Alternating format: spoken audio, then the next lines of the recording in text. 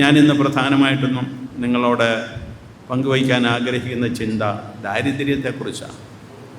അൽമായരായ ഞങ്ങളോട് പിതാവ് ദാരിദ്ര്യത്തെക്കുറിച്ച് എന്താണ് പറയുന്നത് എന്നൊരു പക്ഷേ നിങ്ങൾ ചിന്തിക്കുമായിരിക്കും. പക്ഷേ അത് ഫ്രാൻസിസ് അസീസിയുടെ പേരിൽ മാത്രമല്ല, സുവിശേഷത്തിൻ്റെ കാതൽ അദ്ദേഹം മനസ്സിലാക്കിയതിൻ്റെ ആ അർത്ഥം വെച്ചുകൊണ്ടാണ്. യഥാർത്ഥത്തിൽ നമ്മൾ ദരിദ്രരാകണമെന്നാണ് കർത്താവ് പഠിപ്പിച്ചത് സുവിശേഷത്തിലൂടെ. ഏറ്റവും വലിയ പ്രബോധനം ദാരിദ്ര്യത്തിൻ്റേതാണ്. കർത്താവ് മലയിലെ പ്രസംഗം ആരംഭിച്ചത് അത് പറഞ്ഞുകൊണ്ടാണ്. ആത്മാവിൽ ദരിദ്രർ ഭാഗ്യവാന്മാർ, എന്തെന്നാൽ സ്വർഗരാജ്യം അവരുടേതാണ്. നാം എല്ലാം സ്വർഗരാജ്യത്തിൽ പ്രവേശിക്കേണ്ടവരാണ്. അപ്പോൾ ഇന്നലെ ഞാൻ നമ്മുടെ പുതിയ മുഖ്യമന്ത്രിയുടെ ഒരു പ്രഭാഷണം ഓൺലൈനിൽ കേട്ടു. ആ പ്രസംഗത്തിൽ അദ്ദേഹം പറയുന്നതും ഈ ദാരിദ്ര്യത്തെക്കുറിച്ചാണ്, ക്രിസ്തു പറഞ്ഞ ദാരിദ്ര്യത്തെക്കുറിച്ച്. അപ്പോൾ ആ ആത്മാവിൽ ദരിദ്രർ ഭാഗ്യവാന്മാർ, എന്തെന്നാൽ സ്വർഗരാജ്യം നമ്മുടേതാണ്. അദ്ദേഹം വീണ്ടും കൂട്ടിച്ചേർത്തു, എന്താണ് സ്വർഗരാജ്യം? എന്നിട്ട് കർത്താവ് പറഞ്ഞ വാക്യം, സ്വർഗരാജ്യം നമ്മുടെ ഇടയിലുണ്ടെന്നുള്ളത് അദ്ദേഹം സമർത്ഥിക്കുന്നത് കേട്ടു. ഒരു നല്ല സുവിശേഷ പ്രഘോഷകനെ പോലെ, അല്ലെങ്കിൽ ഒരു നല്ല ഇടവക വൈദികനെ പോലെ. അപ്പോൾ അങ്ങനെയുള്ള ഒരു കാലത്താണ് നമ്മൾ ജീവിക്കുന്നത്. ജനം എല്ലാവരും, ക്രൈസ്തവരല്ലാത്തവരും സുവിശേഷത്തിൻ്റെ കാതൽ മനസ്സിലാക്കി കഴിഞ്ഞിട്ടുള്ളവരാണ്. അതുകൊണ്ട് നമ്മളും ആ ഒരു രഹസ്യം മനസ്സിലാക്കണം. ക്രിസ്തീയമായ ദാരിദ്ര്യം അത് ദൈവത്തിലുള്ള ആശ്രയത്വവും നമ്മിൽ തമ്മിലുള്ള ആശ്രയത്വത്തിൻ്റെ കുറവും. നാം നമ്മിൽ തന്നെ ആശ്രയിച്ച് പലതും ചെയ്യണം. സെൽഫ് കോൺഫിഡൻസ് വേണ്ടെന്നല്ല പറയുന്നത്. പിന്നെയോ നമ്മെക്കൊണ്ട് തന്നെ എല്ലാം ചെയ്യാൻ സാധിക്കുമെന്ന് നാം ചിന്തിക്കരുത്. നമ്മെക്കൊണ്ടെല്ലാം ചെയ്യുന്നത് ദൈവത്തിൻ്റെ കൃപയാലാണ്, അവിടുത്തെ ശക്തിയാലാണ്. അവിടുന്ന് പിതാവിൽ നിന്ന് കൊണ്ടുവന്ന ആ രക്ഷയുടെ അനുഭവമാണ് എല്ലാം ചെയ്യാൻ നമ്മളെ ശക്തരാക്കുന്നത്. അതുകൊണ്ട് നമ്മുടെ അവബോധം, സെൽഫ് കോൺഫിഡൻസ് ദൈവത്തിൽ വേരൂന്നി നിൽക്കണം. ദൈവമാണ് എല്ലാറ്റിലും നമ്മെ ശക്തിപ്പെടുത്തുന്നതെന്നുള്ള ആ അവബോധം നമുക്ക് നഷ്ടപ്പെടണ്ട. അതാണ് യഥാർത്ഥ ദാരിദ്ര്യം. ഫ്രാൻസിസ് അസീസിയുടെ കാലം, ഞാൻ കുറച്ചൊക്കെ ഫ്രാൻസിസ് അസീസിയെ പഠിച്ചിട്ടുള്ള ആളാണ്.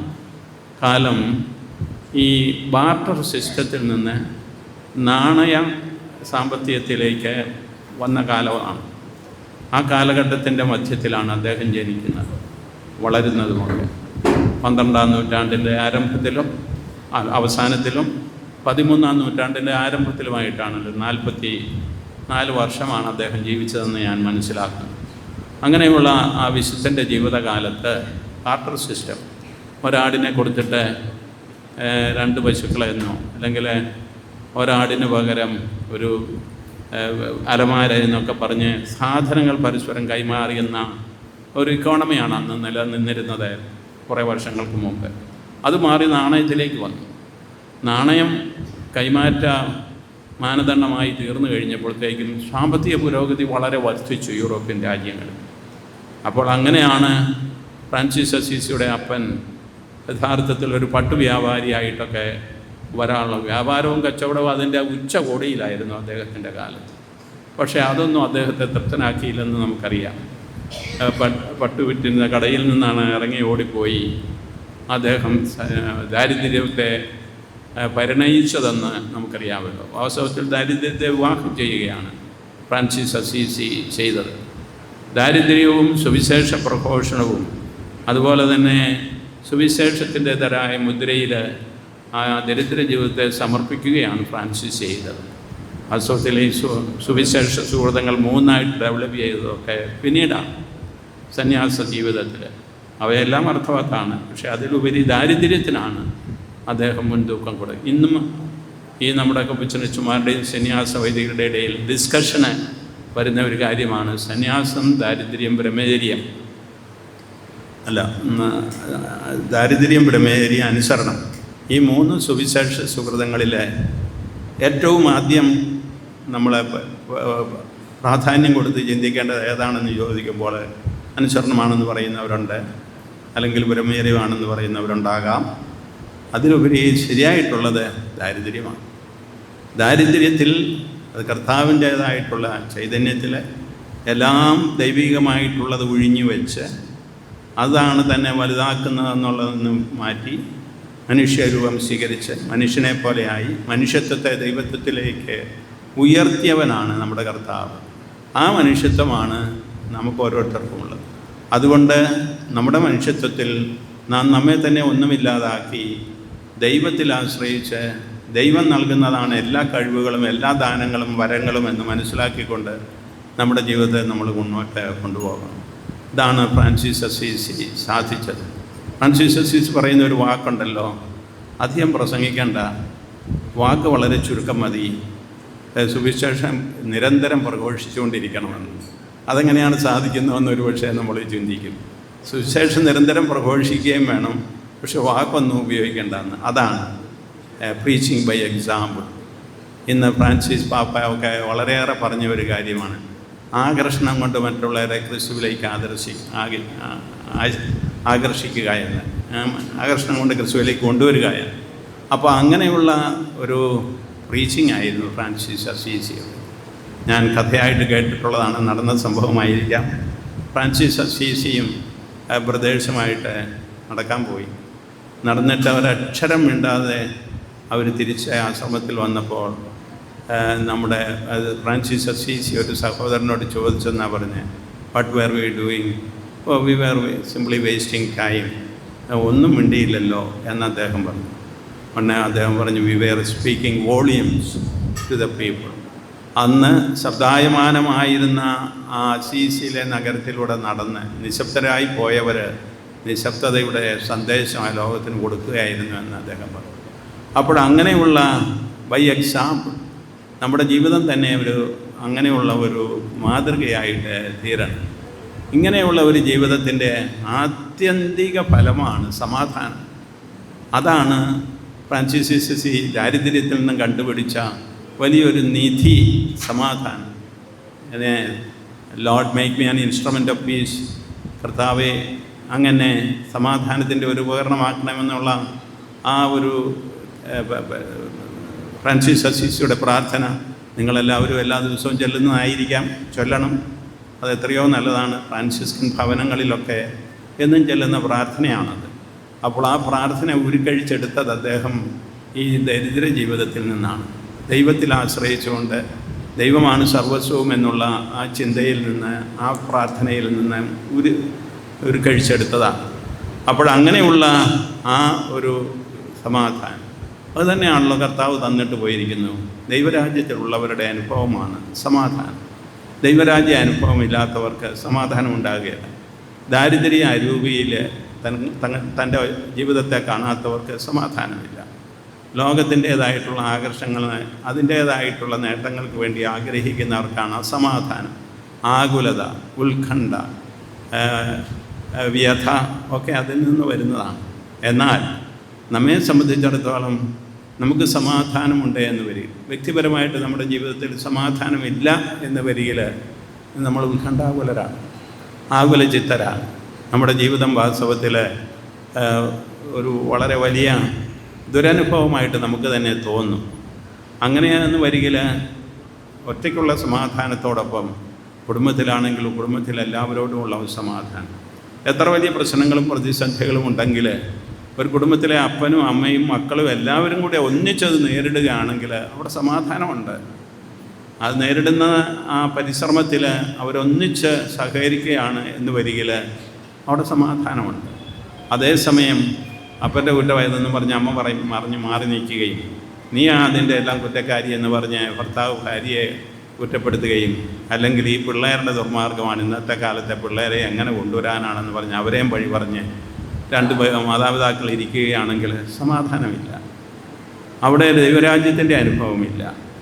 അവിടെയുള്ളത് സ്വാർത്ഥതയുടെ പ്രതിഫലനമാണ്. അവിടെയുള്ളത് ഭൗതികതയുടേതായ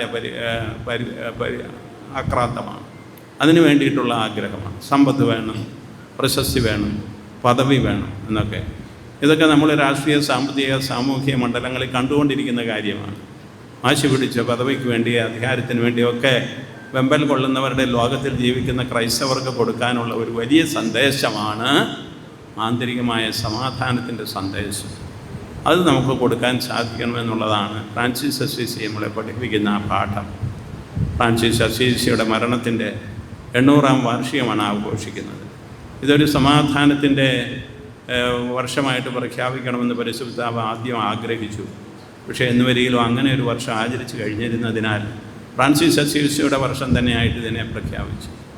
നിങ്ങൾക്കറിയാവുന്നതുപോലെ മിശിഹായുടെ ചൈതന്യം അതിൻ്റെ പൂർണ്ണതയിൽ ഉൾക്കൊണ്ട് ജീവിച്ച ആളായിരുന്നതുകൊണ്ടാണ് ഫ്രാൻസിസ് അസീസിയെ എല്ലാവരും രണ്ടാം ക്രിസ്തു എന്ന് വരെ വിശേഷിപ്പിച്ചത്. രണ്ടാമതൊരു ക്രിസ്തു ഇല്ല എന്ന് നമുക്കറിയാം. രണ്ടാമത്തെ മിശിഹ അത് നാം എല്ലാവരും ആയിത്തീരേണ്ടവരാണ് എന്ന് പറഞ്ഞാൽ ഈശോ മിശിഹായെ പോലെ ആയിത്തീരേണ്ടവരാണ്. അപ്പോഴങ്ങനെ ഒരു രണ്ടാമതൊരു മിശിഹ വന്നതല്ല, പിന്നെയോ മിശിഹായുടെ അവതരണമായിട്ട് തൻ്റെ ജീവിതത്തെ മാറ്റാൻ അദ്ദേഹത്തിന് സാധിച്ചു. വെറും 2 വർഷത്തിനുള്ളിൽ, മരണത്തിന് ശേഷം 2 വർഷം തികഞ്ഞതിന് മുമ്പ് ഫ്രാൻസിസ് അസീസി വിശുദ്ധനായിട്ട് പ്രഖ്യാപിക്കപ്പെട്ടു. ഇപ്പോഴാണ് 5 വർഷമെങ്കിലും കഴിഞ്ഞിരിക്കണമെന്നുള്ള നിയമമൊക്കെ, കാനൻ നിയമമൊക്കെ വന്നിരിക്കുന്നത്. അപ്പോൾ ഫ്രാൻസിസ് അസീസിയുടെ നാമകരണം വോക്സ് പോപ്പുളി വോക്സ് ദെയ് എന്ന നിലയിലായിരുന്നു. ജനം പറഞ്ഞു, സഭ ചെയ്തു എന്ന രീതിയിലായിരുന്നു. അപ്പോൾ അങ്ങനെയുള്ള ദൈവത്തിൻ്റെ സ്വരമായിട്ട് മനുഷ്യരുടെ സ്വരം തീർന്നു. അപ്പോൾ ഈ അടുത്ത കാലത്ത് തന്നെ നമ്മുടെ മുഖ്യമന്ത്രിയുടെ തെരഞ്ഞെടുപ്പൊക്കെ ഒരുതരം വോക്സ് പോപ്പുളി വോക്സ് ദെയ് ആണ്. അപ്പോൾ അങ്ങനെ വോക്സ് പോപ്പുളി വരികയാണെങ്കിൽ അതിനെ നിഷേധിക്കാൻ ഭൗതിക ശക്തികൾക്ക് സാധിക്കാതെ വന്നിരിക്കുന്നു. അങ്ങനെയെങ്കിൽ ദൈവത്തിന് എത്രമാത്രം സാധിക്കാതെ. അതുകൊണ്ട് പ്രിയമുള്ളവരെ, ഞാൻ പറഞ്ഞു വരുന്നത് ഈ സമാധാനം അത് ദൈവരാജ്യത്തിൻ്റെ ദരിദ്ര ജീവിതത്തിൻ്റെ ഫലമാണ്. നമ്മുടെ കാലഘട്ടവും ഫ്രാൻസിസ് അസീസിയുടെ കാലഘട്ടത്തിന് സദൃശമാണ്. നമുക്കിപ്പോൾ വളരെ വലിയ ഒരു സാമ്പത്തികമായിട്ടുള്ള ഉയർച്ച ഉണ്ടായിട്ടുണ്ട്. നിങ്ങളെല്ലാവരും ചിന്തിച്ച് നോക്കിയാൽ നിങ്ങളുടെ ചെറുപ്പകാലം പോലെ അല്ല ഇപ്പോഴത്തെ കാലഘട്ടമെന്ന് നിങ്ങൾക്കറിയാമല്ലോ. ഞാനത് മനസ്സിലാക്കുന്നുണ്ട്. എത്ര വലിയ വ്യതിയാനം. നമ്മൾ പണ്ട് താമസിച്ചിരുന്ന ഒരു നഗരത്തിൽ ചെന്ന് യാത്ര ചെയ്യാൻ ആരംഭിക്കുമ്പോഴറിയുന്നു ഈ നഗരം ഞാൻ കണ്ട നഗരമല്ലല്ലോ എന്ന്. ആകപ്പാടെ മാറിപ്പോയിരിക്കുന്നു. വഴികളെല്ലാം വേറെ ആയിരിക്കുന്നു.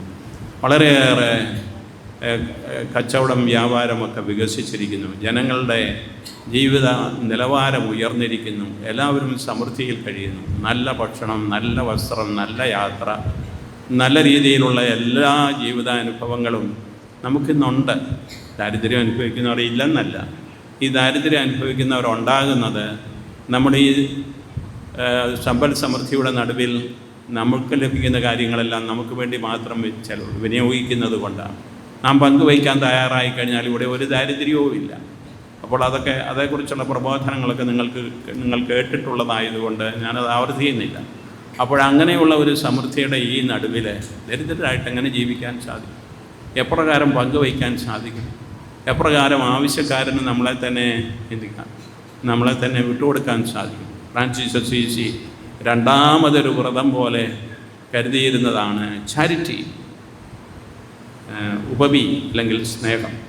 സ്നേഹത്തിൻ്റെ പ്രവർത്തനങ്ങൾ അത് ഈ സമൂഹങ്ങളുടെ, ഫ്രാൻസിസ്കൻ സമൂഹങ്ങളുടെ ചൈതന്യമായിരിക്കണമെന്ന് അദ്ദേഹം ആഗ്രഹിച്ചു. അദ്ദേഹത്തിൻ്റെ കാലത്ത് തന്നെ രൂപം കൊണ്ടവയാണല്ലോ ഫ്രാൻസിസ്കൻ മൈനേഴ്സ്, ഫ്രാൻസിസ്കൻ പാരിസ്റ്റ് കോൺഗ്രിഗേഷൻ, പൂവർ ക്ലയേഴ്സ്.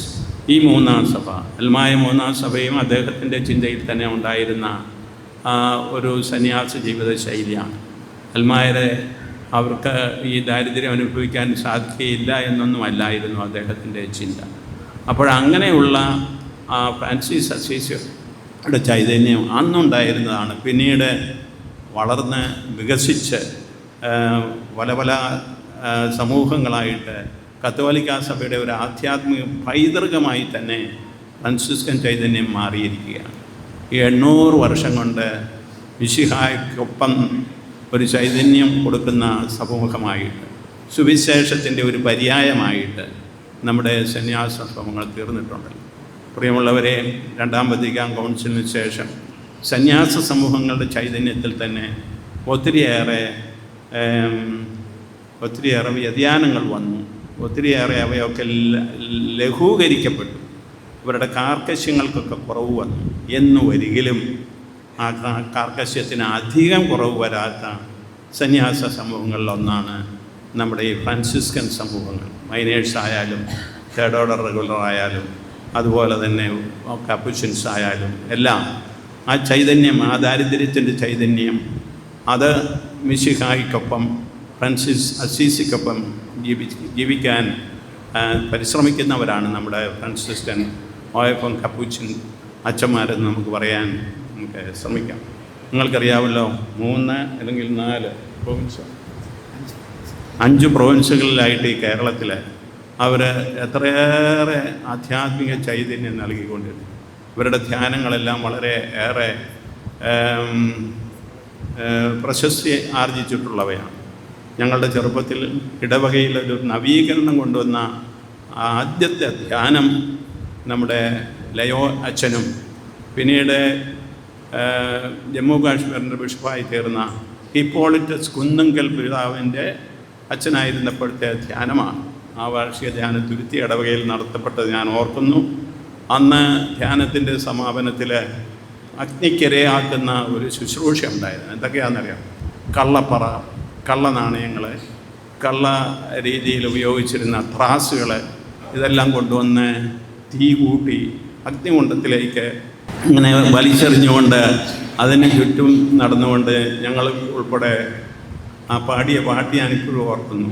ഞാനും അന്നൊരു പയ്യനാണ്, മുഴുവൻ ഓർക്കുന്നില്ല. അത് തുടങ്ങുന്നത് ഇങ്ങനെയാണ്, സങ്കീർത്തനത്തിൽ നിന്നുള്ള വാക്യമാണ്: 1000 വെള്ളി നാണയത്തേക്കാൾ അല്ല സ്വർണത്തെക്കാളും മേലെ ദൈവമേ അങ്ങേ നാമം ഞങ്ങൾ പാടുന്നു ദൈവം. ഏകദേശം ഇതുപോലൊരു പാട്ടായിരുന്നു. ഒരുപക്ഷെ നിങ്ങൾക്കറിയാം, ഇല്ലെങ്കിൽ അത് പാടണം. 1000 വെള്ളി നാണയങ്ങളെക്കാൾ, സ്വർണത്തെക്കാൾ എല്ലാം ഉപരിയായിട്ട് ഞാൻ സ്നേഹിക്കുന്നത് നിന്നെയാണ് ദൈവമേ, നിൻ്റെ പ്രമാണത്തിലാണ് എന്ന് പറഞ്ഞുകൊണ്ട് വ്യാജമായിട്ടുള്ളതിനോടെല്ലാം വിട പറയുന്ന ഒരു വലിയ ശുശ്രൂഷ. അതൊരു വലിയ നവീകരണ കൊടുങ്കാറ്റ് പോലെ തന്നെ കേരളത്തിലെ സഭയിലെല്ലായിടത്തും വ്യാപിച്ചിരുന്നു ഈ കപ്പൂച്ചൻ ധ്യാനം. പിന്നീടാണ് മിൻസെൻഷൻസിൻ്റെ പോപ്പുലർ ധ്യാനങ്ങളെ, കരിസ്മാറ്റിക് ധ്യാനങ്ങളെ, ഇപ്പോഴുമൊക്കെ പിന്നെയും ധ്യാനങ്ങൾ പല രീതിയിൽ ഇപ്പോൾ നമ്മളെ നവീകരിച്ചുകൊണ്ടിരിക്കും. ഞാൻ ചുരുക്കുകയാണ്. ഈ ഫ്രാൻസിസ് അസീസി നിങ്ങൾക്കറിയാവുന്നതുപോലെ പ്രകൃതിയുടെ മധ്യസ്ഥനാണ്, എക്കോളജിയുടെ മധ്യസ്ഥൻ. ജോൺ പോൾ II പാപ്പായാണ് അദ്ദേഹത്തെ എക്കോളജിയുടെ മധ്യസ്ഥനാക്കിയത്. ഫ്രാൻസിസ് പാപ്പ അദ്ദേഹത്തിൻ്റെ പ്രശസ്തി വളർത്തിക്കൊണ്ട് ലൗദാത്തോ സി എന്നുള്ള ഫ്രാൻസിസ് അസീസിയുടെ പ്രകൃതി ഗാനം അടിസ്ഥാനമാക്കിക്കൊണ്ടൊരു ചാക്രിക ലേഖനം തന്നെ എഴുതി, ലൗദാത്തോ സി. അങ്ങനെയുള്ള പ്രകൃതിയുടെ മധ്യസ്ഥനാണ് നാം പ്രകൃതിയെ ശരിയായിട്ട് ഉപയോഗിക്കേണ്ടവരാണ്. നമ്മൾ കത്തോലിക്കരെന്നുള്ള നിലയിൽ കർഷകരാണ്. നമ്മുടെ അടിസ്ഥാനപരമായിട്ടുള്ള ഒരു സേവനമാണ് പ്രകൃതിയിൽ നാം ചെയ്യുന്ന കൃഷി. ഞാൻ അത്ഭുതപ്പെട്ടിട്ടുണ്ട്. നമ്മുടെ മക്കൾ, നമ്മുടെ സഹോദരന്മാർ വിദേശത്ത് പോയാൽ, അമേരിക്കയിലായാലും യൂറോപ്പിലായാലും കാലാവസ്ഥയുടെ ആ ഗതിക്കനുസരിച്ച് വേനൽക്കാലം വരുമ്പോൾ അവിടുത്തെ കൃഷിയെല്ലാം അവർക്കുള്ള പരിമിതമായ സ്ഥലത്ത് കൃഷി ചെയ്യും. പാവയ്ക്ക, വെണ്ടയ്ക്ക, വഴുതനങ്ങ, ഇതെല്ലാം ഒരു കൃഷി ചെയ്യും. കപ്പയും നടും. അതുപോലെ ഇതെല്ലാം നട്ടിട്ടോ, എന്നിട്ട് അവർക്ക് വലിയ ഫ്രിഡ്ജുകളല്ല, റെഫ്രിജറേറ്ററുകളുണ്ട്. അതിലേക്ക് അവർ അതെല്ലാം ശേഖരിച്ചിട്ട് പിന്നീട് തണുപ്പ് കാലം വരുമ്പോൾ അതെല്ലാം എടുത്ത് ഉപയോഗിക്കും. ഏകദേശം കേരളത്തിലെ പോലെ തന്നെയാണ് ഇവരൊക്കെ അവിടെ ജീവിക്കുന്നത്, ഇതേ ഭക്ഷണ രീതികളൊക്കെ. അപ്പോൾ ഇത് കൃഷി എന്ന് പറയുന്നത് നമ്മുടെ സഹജമായ ഒരു തൊഴിലാണ്. അത് പ്രകൃതിക്ക് നമ്മൾ ചെയ്യുന്ന വലിയൊരു സേവനമാണ്. പ്രകൃതിയെ നവീകരിക്കുന്ന ഒരു പ്രവർത്തനമാണ് കൃഷി. അത് നമ്മൾ മനസ്സിലാക്കിയിട്ടില്ല. കൃഷി ചെയ്യാതെ ഒരിടം കടന്നാൽ ഒന്നുകിൽ ചതുപ്പാകും, അല്ലെങ്കിൽ വനഭൂമിയാകും. അത് ഉപയോഗശൂന്യമായിട്ട് തീരും. അതേസമയം കൃഷി ചെയ്യുകയാണെങ്കിൽ ആ ഭൂമി നവീകരിക്കപ്പെട്ടുകൊണ്ടിരിക്കും. ആ നവീകരണമാണ് നമ്മുടെ ജീവിതത്തിലേക്ക് നമ്മൾ സ്വീകരിക്കേണ്ട നവീകരണം. നാം എപ്പോഴും അധ്വാനികളായിട്ട് കർത്താവിനോടൊപ്പം പ്രകൃതിയോട് ചേർന്ന് ജീവിക്കുന്നവരായിത്തീരണം. അങ്ങനെയുള്ള ഒരു രീതി നമുക്കുണ്ടാകും. അതുപോലെ തന്നെ ഫ്രാൻസിസ് അസീസി ഈ മൃഗജാലങ്ങളുടെയും മധ്യസ്ഥനാണ്. നമ്മൾ വളർത്തുന്ന പട്ടി, നമ്മുടെ മറ്റ് വളർത്തുമൃഗങ്ങൾ, എല്ലാത്തിൻ്റെയും ഒരു മധ്യസ്ഥനാണ്, പേട്രനാണ് വിശുദ്ധ ഫ്രാൻസിസ് അസീസി. ആ പേട്രനടുത്ത നിലയിലും നമുക്ക് നമ്മുടെ ചുറ്റുമുള്ള ജീവികളെ കാണാം, സ്നേഹിക്കാം. പണ്ടൊക്കെ നമ്മളെ ഏതെങ്കിലും ഒരു കൊക്കിനെയോ ഒരു മുണ്ടിയെയോ അല്ലെങ്കിൽ അതുപോലെ എഡിബിളായിട്ടുള്ള ഒരു പക്ഷിയെ കണ്ടാൽ വെടിവെച്ച് അല്ലെങ്കിൽ എങ്ങനെങ്കിലും ട്രാപ്പ് ചെയ്ത് ഭക്ഷിക്കുക എന്നുള്ള ആ സ്വാർത്ഥ ചിന്തക്കാരായിരുന്നു. അന്ന് ദാരിദ്ര്യം കൊണ്ടായിരിക്കാം അങ്ങനെ ചെയ്തിരുന്നത്. പക്ഷേ ഇപ്പോൾ നാം എല്ലാറ്റിനെയും വളർത്തുന്നു, അവ നമ്മോടൊപ്പമായിരിക്കുന്നു. ചിലയിടത്ത് എന്നാൽ ഈ പക്ഷികളൊക്കെ നമ്മുടെ അടുത്ത് വരുന്നില്ലേ? ഇതാദ്യം പ്രാക്ടീസ് ചെയ്ത ആളാണ് ഫ്രാൻസിസ് അസീസി. ഫ്രാൻസിസ് അസീസി ചെല്ലുമ്പോൾ സകല മൃഗങ്ങളും സ്വന്തം സഹോദരങ്ങളെ പോലെ വന്നിരുന്നു. അദ്ദേഹം വിളിച്ചിരുന്നതും അങ്ങനെയായിരുന്നല്ലോ. പ്രകൃതിയിലെ ശക്തികളെയും എന്ത് മൃഗാദികൾക്കെല്ലാം പേരിട്ടാണ് അദ്ദേഹം വിളിച്ചിരുന്നത്. സഹോദരൻ സൂര്യൻ, സഹോദരി ചന്ദ്രൻ, അല്ലെങ്കിൽ സഹോദരൻ കുതിര, സഹോദരി കഴുത, ഇങ്ങനെയൊക്കെയാണ് വിളിച്ചിരുന്നത്. പട്ടിയെ പോലും സഹോദരനൊക്കെയായി. അപ്പോൾ എല്ലാറ്റിലുമുള്ള നന്മ അംഗീകരിച്ചുകൊണ്ട് പ്രകൃതിയിലും ജീവജാലങ്ങളിലും മനുഷ്യരിലുമുള്ള നന്മയെ അംഗീകരിച്ചുകൊണ്ട് ദൈവത്തെ സ്തുതിക്കുന്ന ഒരു ജീവിതമായി തീരണം നമ്മുടെ ജീവിതം. ഇതാണ് ഫ്രാൻസിസ് അസീസിയുടെ വലിയ ഒരു ദർശനം. പൂർണ്ണമായിട്ട് നമുക്ക് ഉൾക്കൊള്ളാൻ സാധിക്കാത്ത ഒരു ദർശനമാണ് അദ്ദേഹത്തിൻ്റെത്. പക്ഷേ എന്ന് വരികിലും നമുക്ക് ഓരോരുത്തർക്കും വ്യക്തികളായിട്ടും കുടുംബങ്ങളായിട്ടും സമൂഹങ്ങളായിട്ടും സഭയായിട്ടും സമൂഹമായിട്ടും ജീവിക്കാവുന്ന ഒരു വലിയ സന്ദേശം ഫ്രാൻസിസ് അസീസിയിലുണ്ട്. അതുകൊണ്ട് ആ ചൈതന്യം സ്വീകരിച്ച ശുശ്രൂഷ ചെയ്യുന്ന നമ്മുടെ ബഹുമാനപ്പെട്ട അച്ഛന്മാരെയും ബഹുമാനപ്പെട്ട സിസ്റ്റേഴ്സിനെയും അതുപോലെ തന്നെ ഈ അൽമായ സമൂഹ അംഗങ്ങളെയും എല്ലാം ഞാൻ ശ്ലാഘിക്കുന്നു. ദൈവത്തിൻ്റെ പേരിൽ നന്ദി പറയുന്നു നിങ്ങളോട്. നിങ്ങൾ ഈ ചൈതന്യം മനസ്സിലാക്കിക്കൊണ്ട് സഭയെ ധന്യമാക്കുകയാണ്. സഭയിൽ ദൈവരാജ്യത്തിൻ്റെ സംസ്ഥാപനം കൂടുതൽ രൂഢമൂലമാക്കുകയാണല്ലോ നിങ്ങൾ ചെയ്യുന്നത്. അതുകൊണ്ട് നിങ്ങൾ ഭാഗ്യപ്പെട്ടവരാണ്. ആത്മാവിൽ ദരിദ്രരായിരിക്കും നിങ്ങൾക്ക് സ്വർഗരാജ്യത്തിൻ്റെ അനുഭവം ഇവിടെ വെച്ചും പരലോകത്തിലും ലഭിക്കുമെന്നുള്ളതിന് യാതൊരു സംശയമില്ല. പ്രിയപ്പെട്ടവരെ, അന്ന് നിർത്തുകയാണ്. മൈക്ക് കിട്ടിയതുകൊണ്ട് ദീർഘമായിട്ട് സംസാരിച്ചതല്ല. നിങ്ങളെ കണ്ടതിലുള്ള സന്തോഷം കൊണ്ടും ഈ സന്ദേശത്തിൻ്റെ അല്ലെങ്കിൽ ഈ വാർഷിക ആഘോഷത്തിന്, ഈ 800-ാം വാർഷികത്തിൻ്റെ ആഘോഷത്തിൻ്റെ പ്രാധാന്യം മനസ്സിലാക്കിക്കൊണ്ട് സാർവത്രിക സഭ അതിന് നൽകിയിരിക്കുന്ന മുഖ്യത്വം മനസ്സിൽ കണ്ടുകൊണ്ടും നിങ്ങളുടെ ഈ 800-ാം വാർഷിക ആഘോഷത്തിൽ ഞാനും സർവാത്മന പങ്കുചേരുന്നു. നിങ്ങൾക്കെല്ലാവർക്കും എൻ്റെ അഭിവാദനങ്ങൾ അർപ്പിക്കുന്നു. നമ്മുടെ ബഹുമാനപ്പെട്ട കപ്പുച്ചന്മാർക്ക് ഇതിന് നേതൃത്വം കൊടുക്കുന്ന, ഈ 3-ാം സഭയ്ക്ക് നേതൃത്വം കൊടുക്കുന്ന നമ്മുടെ അലക്സ് പാച്ചാവർഗലച്ചനെ പ്രത്യേകമായിട്ട് ഞാൻ അഭിനന്ദനങ്ങൾ അർപ്പിക്കുന്നു. അദ്ദേഹം നമ്മുടെ സമൂഹത്തെ ദുബായിൽ നീണ്ട വർഷങ്ങളിൽ നയിച്ച ഒരാളാണ്.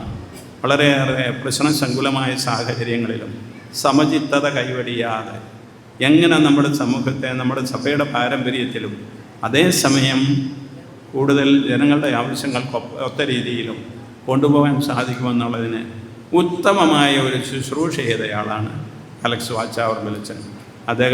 അദ്ദേഹം ഇതിനെന്നെ വിളിച്ചതുകൊണ്ട് കൂടിയാണ് വാസ്തവത്തിൽ ഞാനിന്ന് ബുദ്ധിമുട്ടിയാണെങ്കിലും ഇവിടെ വരണമെന്ന് രണ്ടാമത് തീരുമാനമെടുത്ത് വന്നത്. നിങ്ങളോടുകൂടി ചെലവഴിക്കാൻ സാധിച്ച ഈ സമയത്തിന് ഞാൻ ദൈവത്തിന് നന്ദി പറയുന്നു.